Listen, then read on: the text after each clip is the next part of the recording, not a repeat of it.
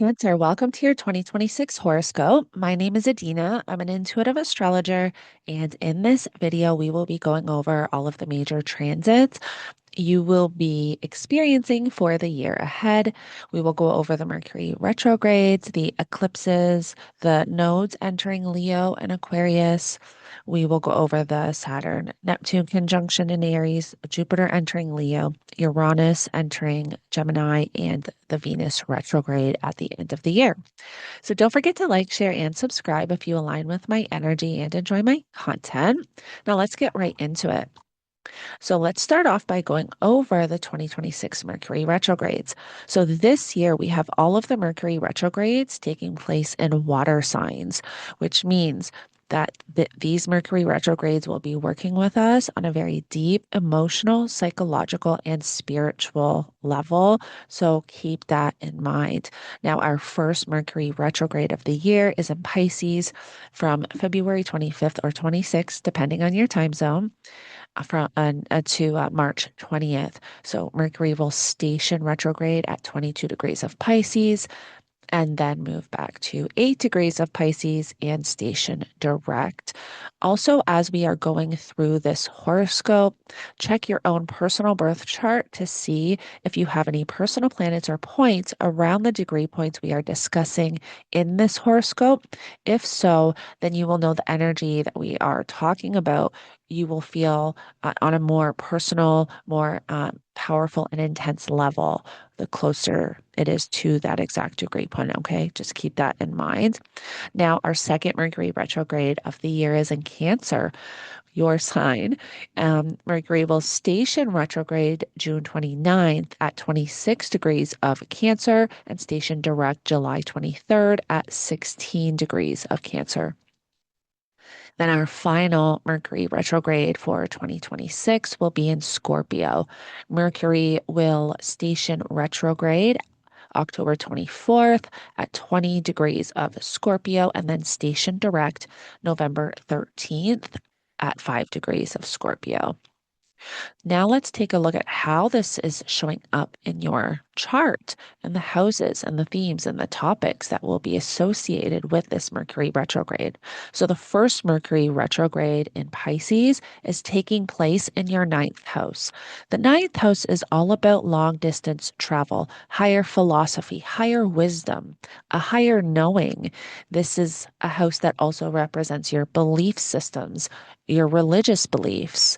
This is a house that can represent higher education. So if you going back to school, like college, university, or maybe taking some extra courses, early education is in the third house, higher education is in the ninth house.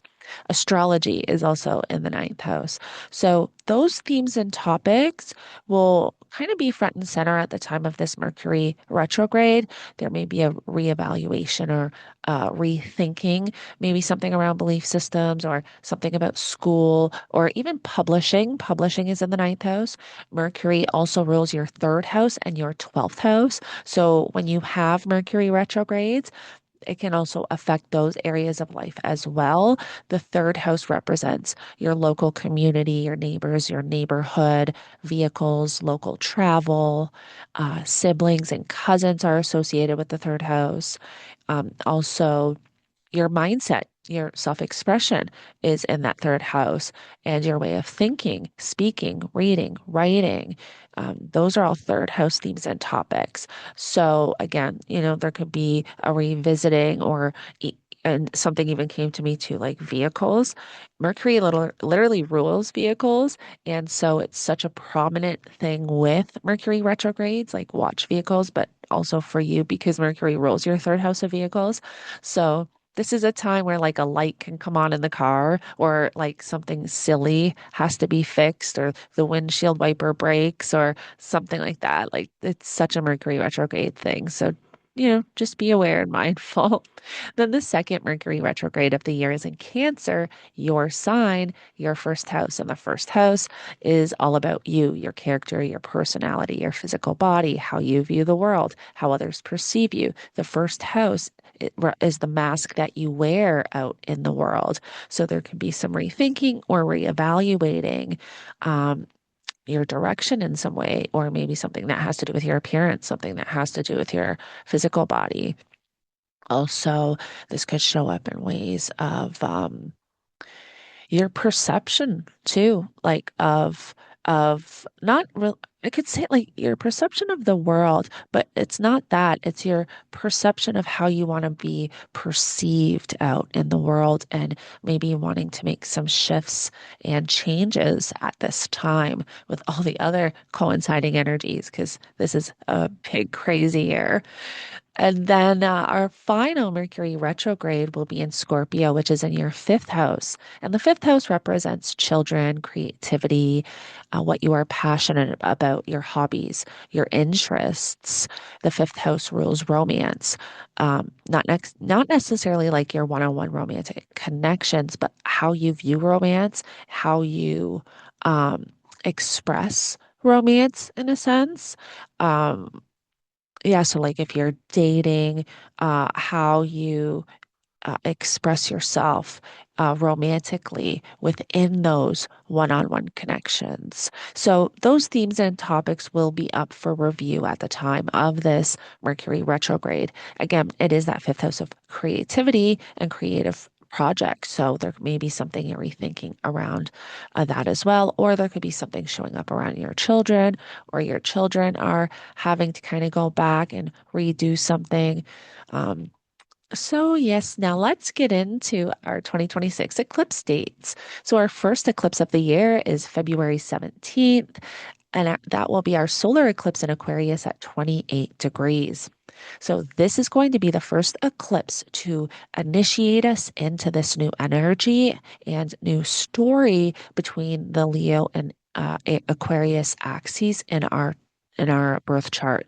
So since January of 2025, we've had the North and South node in Virgo and Pisces shifting and changing those areas of our life. And in July, we're going to have the nodes shift into Leo and Aquarius, and then massively karmically shifting and changing those areas of life. Our second eclipse of the year will be our total lunar eclipse in Virgo at 12 degrees, March 3rd.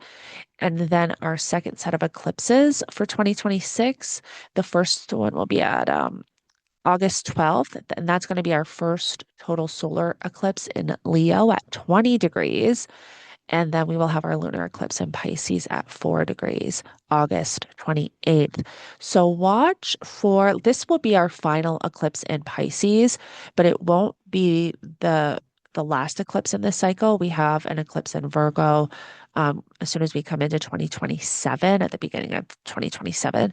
However, as we move through this year, you will find once we get to kind of the end of the year, whatever massive changes have been taking place since January 2025, they will finally start to come to a close and finalize, and everything that's kind of going to be shifted and changed in the Leo Aquarius areas.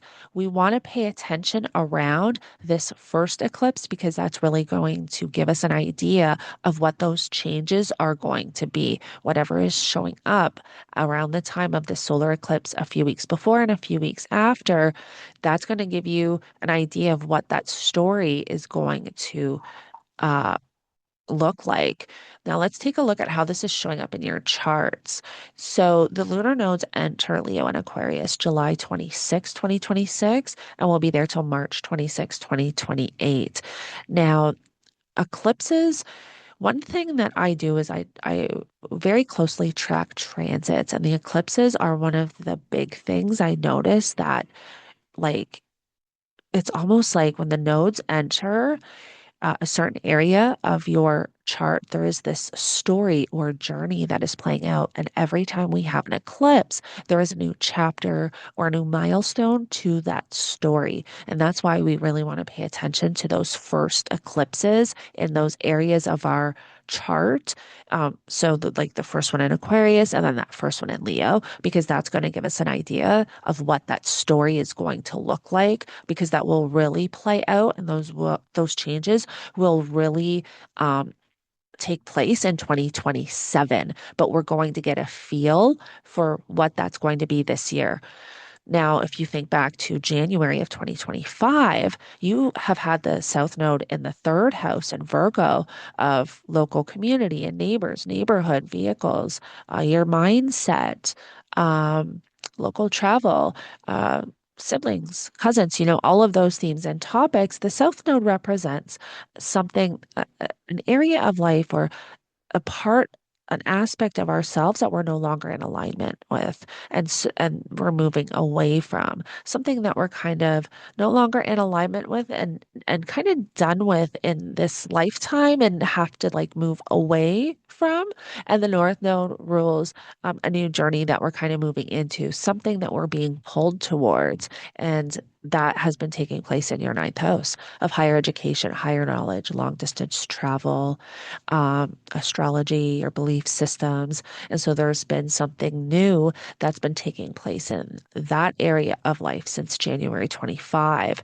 And so whatever has kind of been shifting and changing in those areas. And I find when the eclipses are transiting the third and ninth, it's not a massive, massive change like some of these other houses, like when it's the first and the seventh, or sometimes even the fourth and the 10th. Um, the third and the ninth, I find sometimes people go back to school. Like I actually did take an astrology course when the North Node was in my ninth house. Some people decide that they want to travel or just travel more often during that time. Some people change their belief systems.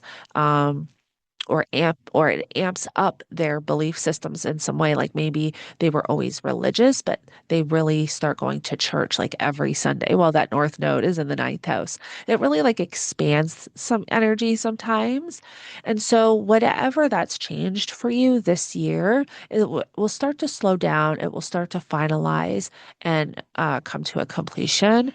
And then we will start to feel the shifts here in your second and your eighth house, because you will have the South Node in Leo in your second house of money, finances, and material possessions, and the North Node in your eighth house of your partner's finances and money coming in from outside resources. The eighth house also rules taxes, taxes, inheritance, debt.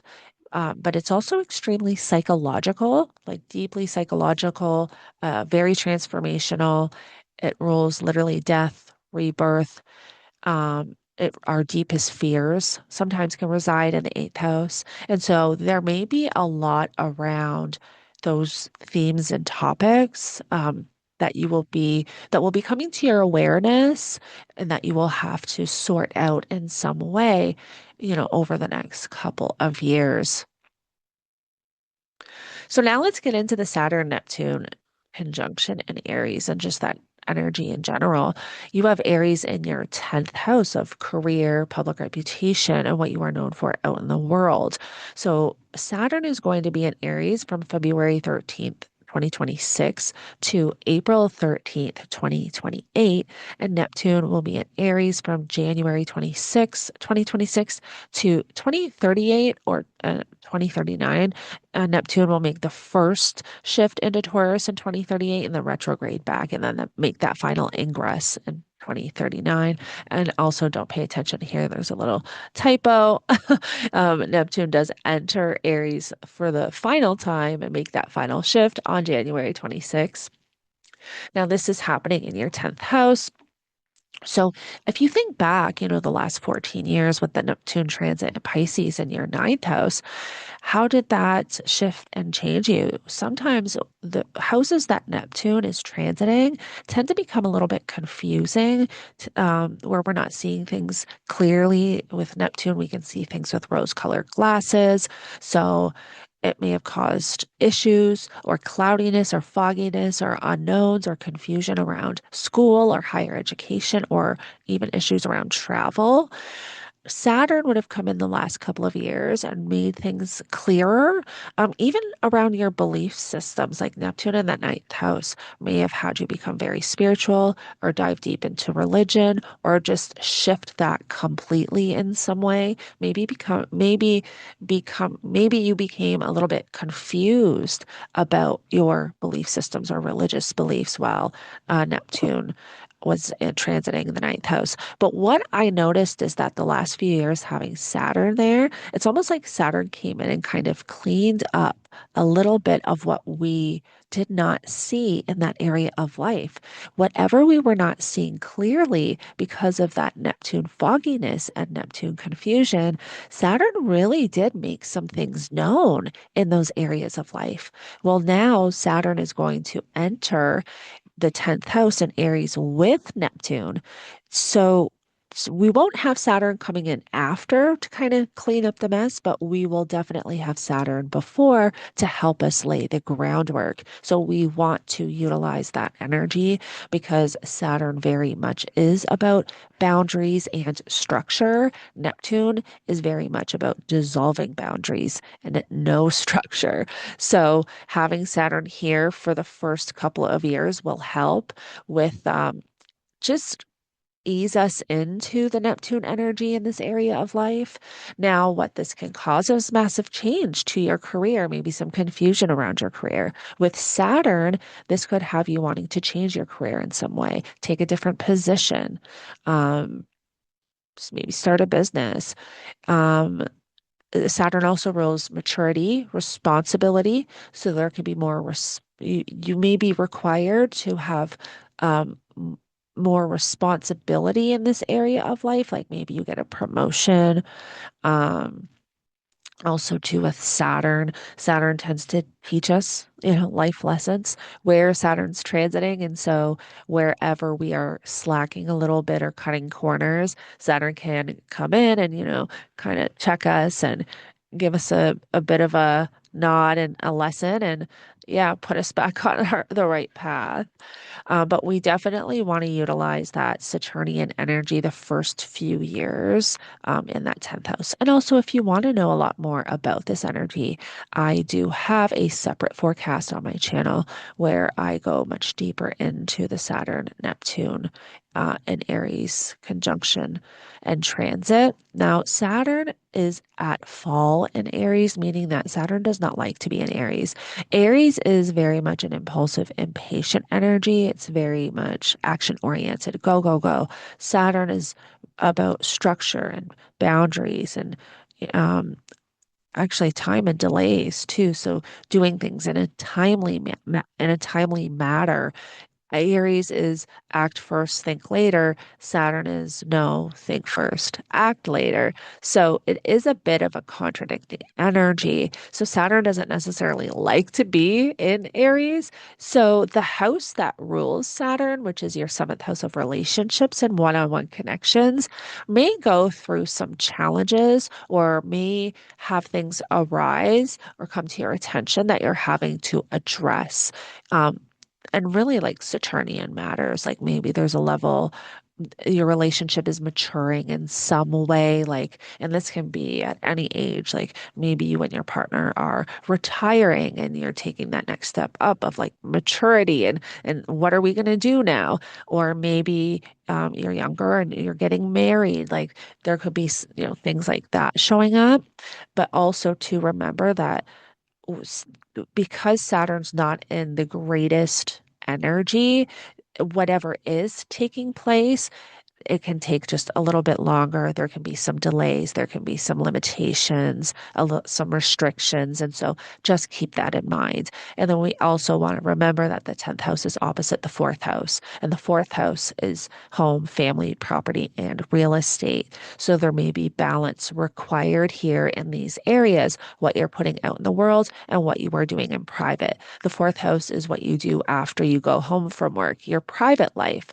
and the 10th house is what you're putting, out in the world. So there may just be something coming up in these areas of life over the next few years that requires some balance or requires your attention. Now let's get into the Uranus and Gemini transit, which is going to be Uranus enters Gemini April 25th, 2026, and will be there till May 2033. This is like an 8 year, 7 to 8 year transit. Usually takes Uranus about 7 to 8 years to transit a sign. And you have Gemini in your 12th house of the subconscious, things, people, places that are hidden, hospitals, asylums, retreat centers, um, secrets. Everything goes to the 12th house to hide. A lot of energy in the 12th house tends to get suppressed, and we have to work a little bit harder to activate that energy. The 12th house also rules karma and self-undoing, where we can get in our own way. So Uranus is definitely going to shake that up a little bit. Uranus in the 12th house may have you diving deeper into your intuition or developing some type of spiritual practice. Uranus actually rules the electrical systems in our body as well. You may find while Uranus is transiting the 12th house, you are able to connect to the energies around you or um, heal yourself energetically. Like maybe you get into Reiki healing or something along those lines too, because of Uranus being in that 12th house. And Uranus is the awakener. It is an intuitive energy. So your intuition or your dreams may be completely just off the charts through this transit as well.